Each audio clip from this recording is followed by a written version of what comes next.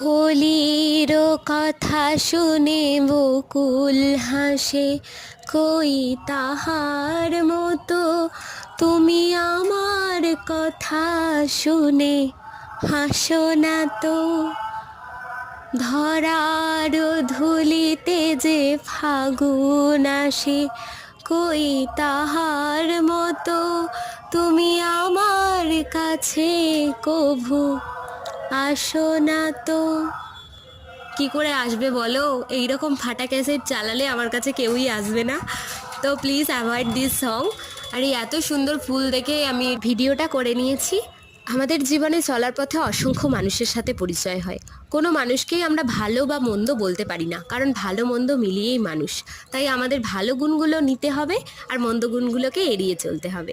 যেমন মৌমাছি ফুল থেকে মধু সংগ্রহ করে, ঠিক সেইভাবে। তো টাটা, দেখা হচ্ছে পরের ভিডিওতে।